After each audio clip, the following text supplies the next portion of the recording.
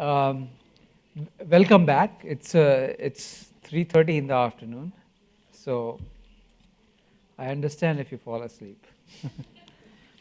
So before I start, I have two requests. Three. One is we should stop using the word mindset. We should stop using the phrase ecosystem. People use it all the time, and I'm not sure what it means. So I think we should ban it from the next conference. Okay. The third is for those of us who are coming from abroad, we are completely mystified by that. The PM said to the PM that DFID is introducing FSLRC, whatever the heck that means, you know. So please, please use. Uh, okay, so the paper is available at a short link at the bottom of this slide. The paper is theoretical with all the equations and math and mechanism design and everything that fun stuff that I'm not going to go through. So I'm going to take advice from two people in this presentation. One is Stephen Hawking, who, when he wrote his book, A Brief History of Time, his publisher told him for every equation you put in the book, it's going to reduce the book sales by 50%. So I'm going to follow this and no equations in this presentation. And the second thing I'm going to follow is Vinod Khosla's thing about presentation, which says most men have an attention span of 20 seconds or less. So make sure you put stuff on the slides that can be read in 20 seconds or less. So you'll see very little on the slide. As a result, you are forced to listen to me. Okay. So I'm not a man. here is a problem that we have social scientists and economists have worried about for a long period of time, which is how does the society produce social good? What is the right mechanism? Who is the right person to do it? And we have various answers, right? Some people would say markets are supposed to do it. Then other people would come and say, well, markets fail when it comes to social goods, so we need governments. Now, more recently, people have started saying, no, what we need to do is we need to get businesses involved in producing social good. And the idea here is that governments are, apologies to any government officials here, that the governments are terrible at implementing stuff. They're just not efficient, even though they may have the right intentions.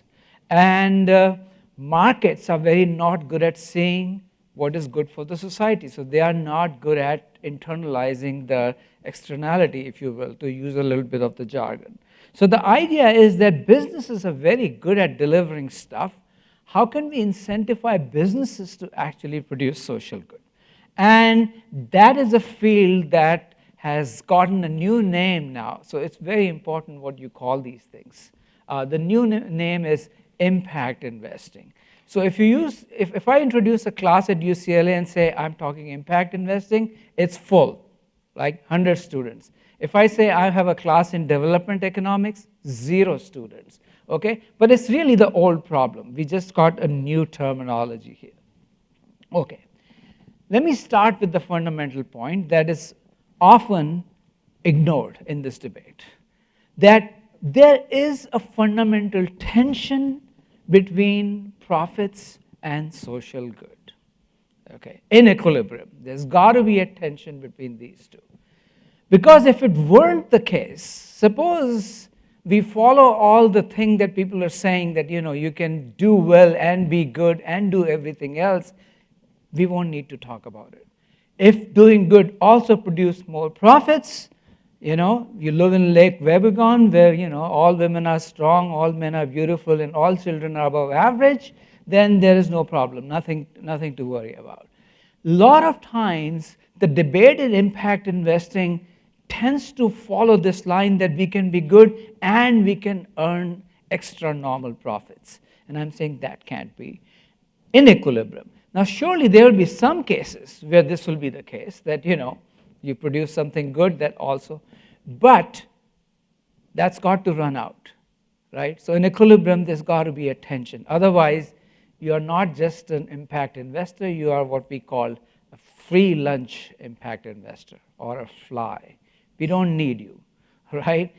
Any other investor who cares nothing about social good will also invest in those businesses because it's producing a higher financial return. The problem is, what do you do when there is a tension? That is, if I'm going to produce a little bit of more social good, I lose a little bit on financial side. How do you make it work in that situation? That's where I'm going to go, okay? Now here again, there are different points of view. One extreme was Milton Friedman, who said businesses have no business worrying about social good. Its social good should be taken care of by the governments and philanthropists and so on and so forth. More recently, people like Muhammad Yunus have come and said, no, businesses actually have a role to play. In fact, businesses are moral. We don't think about them as moral. They should really sacrifice and produce the social good. And we think the problem is actually a little bit complicated. You can't just dictate it. You can't just ask businesses to be good. We think we need to incentivize them. So what we are saying is, can we produce both? Can we actually have the efficiency of a business and at the same time create incentives in which the social good will be produced in equilibrium? So that's what this paper is about, okay? So the key idea is that there are two types of investors. Let's think about it as two types of investors. One is what I call regular investors. These investors are your regular greedy Wall Street, Bombay Stock Exchange, or whatever, guys who don't care about, who only want to get a right financial return given the level of risk. But let's assume that there is a section of society, philanthropists, governments, foundations, even individuals, who might be willing to take a haircut, and say, I will invest in a project even though it gives me slightly less financial return. As long as it produces something that I value, I'm willing to invest in it. The question is, can we employ both of them? That's what this paper is about. Because if you give everything to socially conscious investors, that's not efficient, because that capital is limited. There is only so much of philanthropic capital that's available. The number of social projects that are available vastly exceeds the amount of capital available for social goods. Okay. At the same time, it is inefficient if the project is producing some cash flows to require social investors to invest in that part, because that can be raised by regular investors. So if I have a project that produces some cash flow, why not sell that cash flow to regular investors and let the social investors, in effect, subsidize it? Because that will maximize the amount of funds that are available for producing this. To me, that is the essence of impact investing, that you involve both of them. Okay. Now the question then is, how do we do it? Okay. And this is what the paper does. The paper essentially sets it up as a mechanism design problem, in which I'm going to give you a model in words without writing down the equation. So imagine a project is producing two things: cash flow, let's call it X, and social good, let's call it S. I'm going to measure everything in terms of rupees. So the project produces X plus S. It requires some initial investment, but the social amount, the social capital that's available is not enough to fund the entire project. That's where the constraint comes in. Okay. Now, ideally, if you could separate these two things, if you could take the X part out and sell it to regular investors, that would be great. And you could take the S part out and sell it to social investors, that would be great. But since this comes as a package, we have to do it in the right way. So this is really a security design paper, in which what we say is the optimal security that we derive using mechanism design methodology is that let the regular investors own the firm. They would sell a security. We are going to call it an acronym, SIG, Social Impact Guarantees, to social investors to raise some money. Okay? The idea here is that this social impact guarantee, contingent on observing whether or not you produce social output, will pay less if the social good is produced. It will pay more if the social good is not produced. Okay? Let me say it one more time. This seems counterintuitive. Effectively, I'm coming to you as a philanthropist and saying, wouldn't you give me some money and I promise that I'll take this project that produces social good. And I give you a guarantee that I will do it. If I fail to do it, you get your money back. I will return you more money. So this security is basically going to look just like debt, but in debt you promise a fixed amount. Here, that fixed amount is going to depend on the amount of measured social output. If the social output is high, you don't get paid as much. If the social output is less, you get paid more. So effectively what I'm doing is I'm guaranteeing you that I will do it. What is the advantage of this? Why is this security optimal? Well, look at the incentives. Okay? Now the incentives are all aligned because, first of all, the social investors are indifferent. Either I get a low financial return, but the social output is high. So I'm okay. I'm happy because I care about both of them. Or if the social output is low, my security is worth more. So I'm happy. What about the regular investors? Regular investors are going to jointly maximize X plus S because if I don't produce a high enough S, my debt payment, this sort of debt-like security, I have to pay out more. So I have an incentive to actually do the right thing. Okay? Now this is an important point because if you set it up like this, I don't need to have special managers who care about social things. Okay? I can compensate the managers with the usual equity-like payoffs, stocks, stock options, the standard techniques that have worked, because the equity is going to be worth more if indeed I produce social good, because the payment to the debt holders is going to be less. So in fact, what it does is it aligns the incentives of all three types of investors. That's basically what the paper is about. Okay. Now, you probably have heard, so in other words, I can use standard equity-based contract, and I don't need anything. I don't need to recreate markets, if you will, right? So there has been this new wave that we need to create social markets, and nobody understands what that really means, you know. And recently, there's a movement in the US to create these benefit corporations. What do benefit corporations do? They actually change the charter provision in which the CEOs are allowed to pursue social outputs because they don't want to be sued by investors. We are saying you don't need any of this. You can actually write a contract that makes sure that this does really happen. So we don't need to reinvent anything. Now this is a close cousin of another security that many of you might have heard of. Those are called SIBs, social impact bonds. Social impact bonds were introduced just a few years ago. They started in the UK, then they were in Australia, now they're in the US, and they're all the rage. Everybody, go to any impact conference, impact investing conference, everybody's talking about SIBs. SIBs are a close cousin of SIGs, okay? But they don't solve the incentive problem. Because what happened in SIBs is, the social impact bonds are bonds that are issued to investors.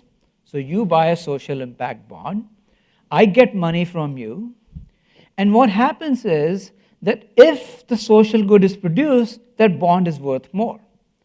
Okay? So the government actually pays you, or somebody actually pays you back. But that doesn't solve the investment problem. That doesn't solve the incentive problem, because I, as a manager or an equity holder, once I get the money, I still want to maximize X rather than S. Okay? So SIBs, these guys are sit on my board and saying, produce the social good. My regular shareholders are saying, screw the social good, produce the cash flow. So the conflict is same way there, and the managers then have to actually figure out what to do. Okay, so SIBs look like that, but they actually leave the incentive problems aligned. And that's sort of the point we are making in this paper. Okay, who is going to buy these SIGs? And we are saying people who are going to buy this are limited. There are not very many. So these are going to be philanthropists, this could be governments, this could be socially conscious investors. But there are a couple of things, which is these can't be atomistic investors. Because if they're atomistic investors, you're back to the incentive problem. Once I buy a security and I resell it in the market, once I resell it to somebody else, that guy's incentives are not the same. So we think that these securities must be held by large investors. Okay? So these will be your foundations. These will be your foundations who would buy these SIGs. Individuals, in turn, should give money to foundations. That's the solution. So you can be atomistic. So you give money to Bill and Melinda Gates Foundation. Bill and Melinda Gates Foundation, in turn, will buy SIGs, and therefore the social impact will be. Okay? So the resale is a problem. So these guys have to be large. Okay. So I just said this, so I'm not going to repeat this. Okay. A critical problem that I have ignored, which is a first order problem, is how do you create this? Benchmarks are key. And I don't have an answer to how you create these benchmarks. Okay? And we need to work on this. The point here is that the benchmarks have to be created by a third party. It has to be an independent party.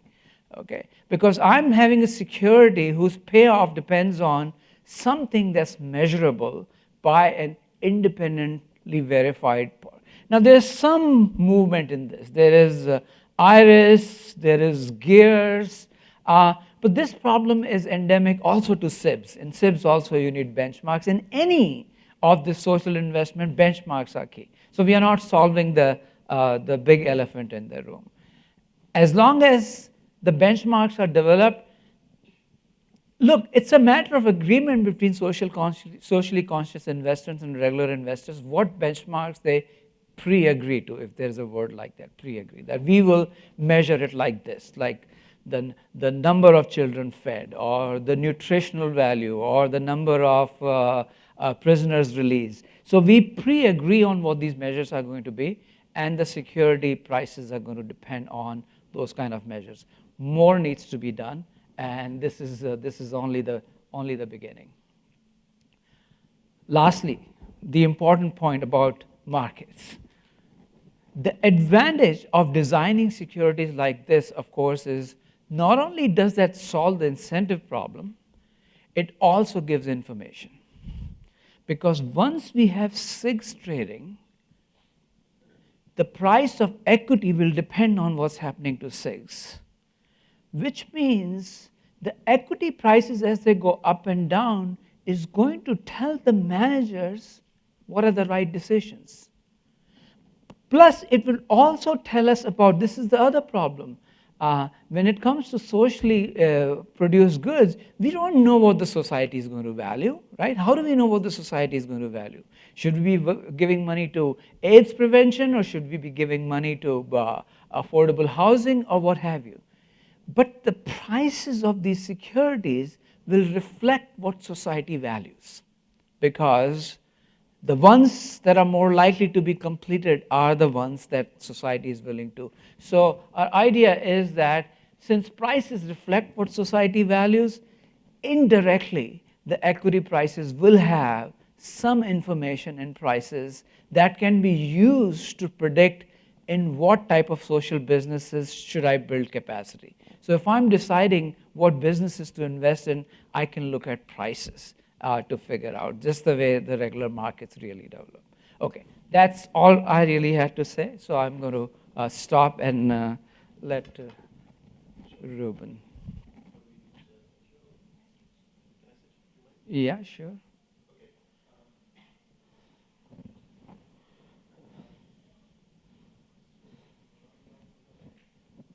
press this thing. Yeah, try it. Is it working? Yeah, Yeah. okay, it's working now. Yeah, my name is Ruben Abraham, and I'm the CEO of the IDFC Institute, which is a local think tank. But I think the reason why I'm part of this discussion is really because I'm on the investment committee of one of the world's largest impact investment funds. Funnily enough, going back to what you were saying, we've been around since '98, and at that point, the term impact investment didn't even exist. So we used to describe ourselves as lunatic fringe emerging markets investors. And over the last 5 years, we've sort of redefined ourselves as impact investors. For those who are curious, this is a Soros. Soros has a very large emerging markets fund that does this. So, Bhagwan, let me just ask you a series of questions, right? I mean, and let's start with just the idea of just your view on whether this is just a fad, this whole impact investing business. Because at the end of the day, if you think about it, and you think about it in terms of social good creation or social value creation from a business perspective, you could probably make the argument that the mobile phone was probably the most socially influential business product that came out in the last 20 years. And backing that wasn't necessarily any of this impact investing, et cetera, et cetera. So are we, and you know, the world is littered with fads like this, the digital divide, et cetera, which are made relevant by progress later on. So fundamentally, are we talking about a fad? Okay, I think that's a very good question. Slowly, I'm going to get rid of the word social from this whole debate.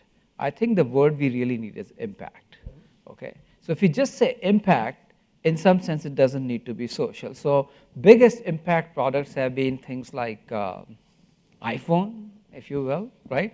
For profit, but you know, it has probably changed. Internet, which was partly subsidized. So I think the key word is impact. But I don't think it is a fad, okay? And even if it is a fad, I think there will be something good that will come out of it. What do I mean by that? I think this leads to some kind of institutional development. So let's say for 10 years or so, people are very faddish about it. And the millennials really care. They really want to. As a result, what's going to happen is the institutions like IRIS or GEARS are creating benchmarks. If that can develop as a serious institution, just as credit reporting became a serious institution. It got discredited recently, but you know what credit reporting does? It's essentially the same thing. So if we can create benchmarks because of this push on the fads, I think some of this will actually come to fruition. So it's not as big as impact investors would like us to believe, that the world is totally turned over, people don't care about profits. I don't think it is true. When push comes to shove, people are still self-interested. They still want to send their children to Ivy League rather than their neighbors' children. So I don't think we'll get away from this first order business, but I don't think it is a fad. I think some institutional development will take place. Right, because again, to go back to the telecoms question, and if you trace back the history of telecoms, especially in emerging markets, you'll see that there is actually implicit subsidy involved, which is the IFC, the World Bank, the building out of the tower businesses, et cetera, which had these implicit subsidies. Yeah. So, you know, how do you tease that out? I mean, so in the sense of, so what was the IFC thinking about? I mean, are they thinking about the fact that there is a risk pricing problem? Is there a mispricing of risk problem which can then be solved by our presence in the market? Or is it that there is a market opportunity here which nobody else is seeing and our presence can catalyze the market? I mean, do you have a sense of... Yeah, so this is what I think. I think no good deed should get unpunished. So if there are people who are saying that we want to do good, my view is, I'm going to be a little this thing. Why not take advantage of it in some sense, okay? So here's a kid who's saying, hey, I want to give you $100. I don't want to return. I want to. Let's mobilize those resources. But if we put it in the right risk, return, impact framework, we'll be able to channel it in the most useful way, okay? So to me, I think we in social sciences, especially economists, have not really appreciated it as much. That if warm glow has value, why not monetize it? That's my view. So my name is Bhagwan, but I think I said at the last conference, I'm going to become a Swami, in fact. Because, and in some sense, all the people who work in sort of literature on motivation and things like that for businesses, they take advantage of that. They say, look, if you motivate your employees well, you don't have to pay as much. Hey, what the heck is that? That's exactly exploiting them, okay? Because you give them a pat on the back, but you give them a low salary. So I think to some extent, if people are motivated by things other than economic return, we can actually use that to make the world better off. You know, you don't want as much return? Sure, I'll take your money and I'll go there to feed the hungry. So I think something good is actually going to come out of this. But we need to structure it in the right way so that we don't waste it. That's sort of my... And I'll open the floor to questions in just a second. Also, I had a couple of questions around, this is probably, I should have asked this question in the beginning, which is, in your paper, when you talk about the primary agent, just to clarify, your primary agent is a commercial operation that at a given point of time requires a subsidy, and so therefore the social investor comes in. That's right. Is that correct? That is Could you give us an example of something just to make it less abstract? So, for example, somebody wants me to invest in solar. Okay, Modi is all about solar. We know at the current level of technology, solar is not economically viable. Yes. Okay, it's not economically viable. But if I were to raise some money from people who literally benefit from the warm glow, I can make social investment viable. And that might give me enough scale to actually invest in R&D that may, at some point, make solar viable. So that's sort of what I'm thinking.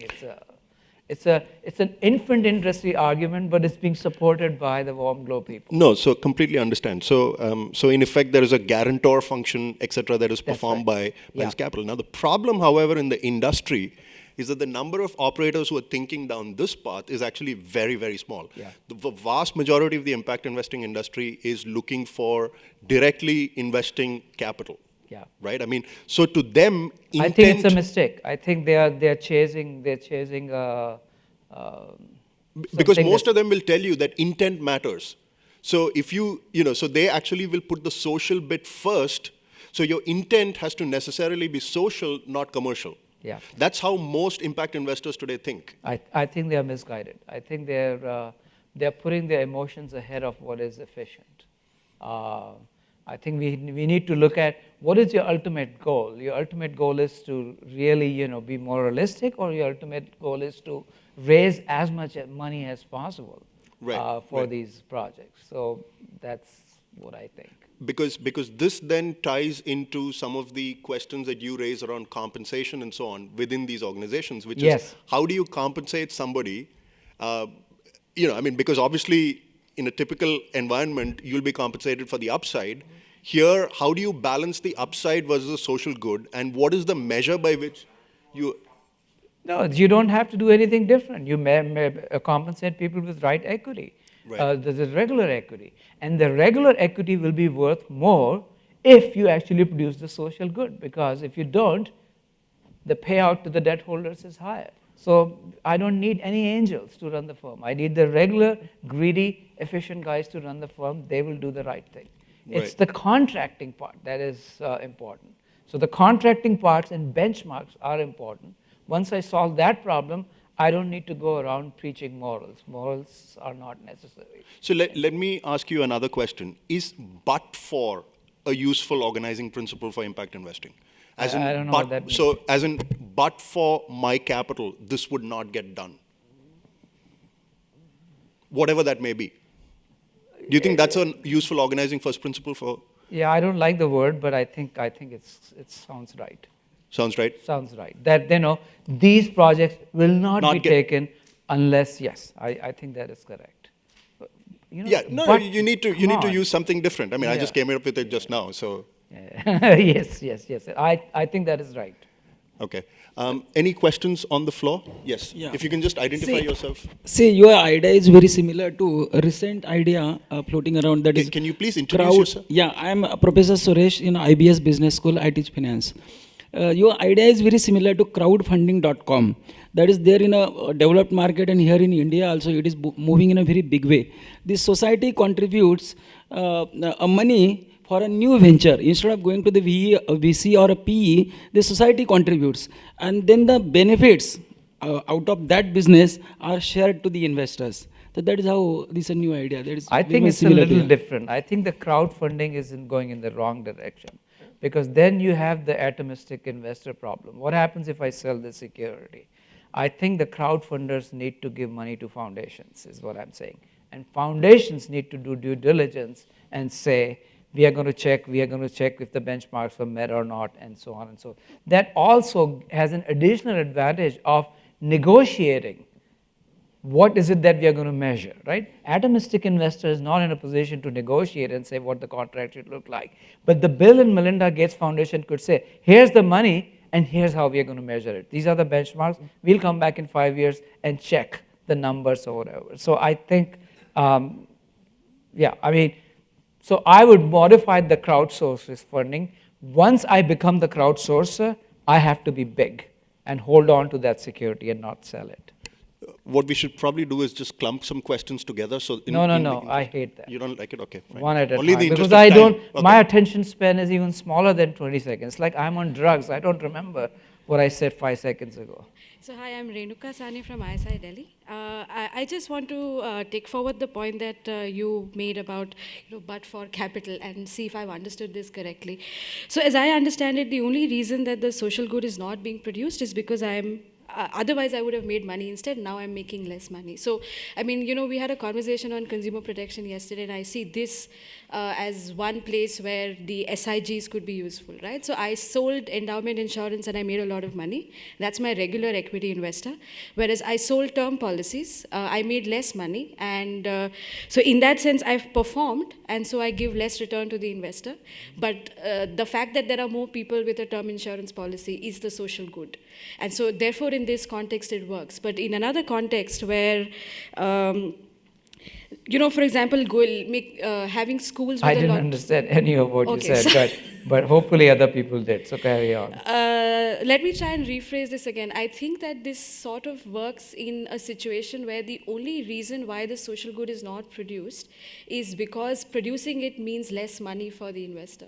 Yeah, so the Right? regular investors So- otherwise will not invest, but for, Yeah, but so I was thinking of examples where this would not work. So for example, the education space, for example, it may not work. So I just wanted to, Any of these things which don't produce a financial return, it's coming at the expense of, Yeah, once you can't it's going to return have Right. this Yeah. problem. Yeah. So I think there are many.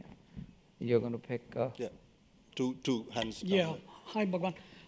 I am actually, my name is Venki Panchmagesan. I head the real estate center at IIM Bangalore.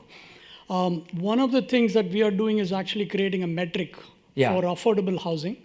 And as you were saying about the problem of metrics, if the metric is very simple, like for example, in affordable housing space, people look at the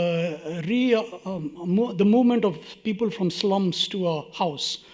And I think that's a very simple metric, and it has been abused in a system where the slum dwellers actually take the property. So you've achieved the metric, but then they end up renting it, and then they go back to the slums. And so things, I think the metric is a very crucial problem. No, and I agree with you 100%. There are two problems with metrics. First of all, metrics cannot be complicated, because they're complicated, they'll surely be manipulated. But even when they're simple, they will be manipulated. And because this is like a dynamite and a bomb together, you take financial contracts and combine with a metric that can be manipulated, you're waiting for trouble. So I am totally with you. I agree with you that it's So not as simple. one of The advantage of cash flow is that it can be manipulated, but only a little bit. You can move your earnings around back and forth, but you can't produce something out of nothing.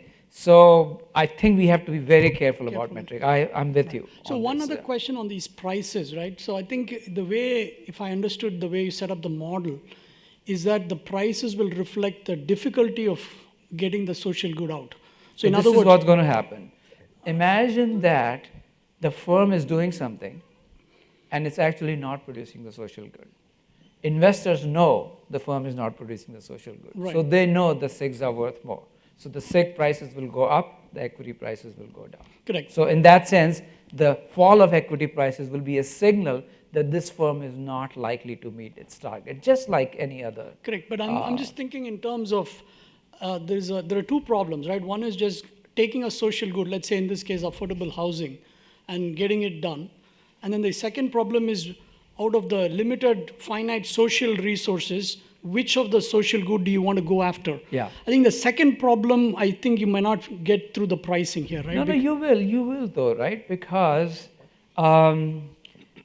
the types of equities which are worth more, society is in effect saying, look, there is more and more of that being done. So imagine all those firms that are involved in affordable housing prices, their equity prices start to go up. That is telling us that You've got too these much guys of are social- doing it, which means you will say, hey, looks like society is trying to fund these kind of things, so let me start. So I think that part is okay. Because That I'm part just is thinking okay. that the fact that the others are not, let's say, in another social good where the prices are falling, it might reflect the difficulty of getting those social good out. So people might end up self-select into the easier ones. Which is okay, right? After all, you don't want to produce a social good at any cost, right? That's not the idea. You want to produce a social good that's worth producing. So I think that trade-off is in the right place. I think there was one more question there, sir. I'm Pradeep Yadav. My first point was very similar to Venki's, which was, how do you define a benchmark which really can't be manipulated, and which is so it has to be simple, and it should be meaningful. The second thing is that Let me just quickly, I agree with you, but that problem is endemic not just to SIGs, it's also with SIBs, it's with any other. Yeah, Anywhere else you have to worry about. I don't know about SIBs, yeah. Okay, Yeah. anyway.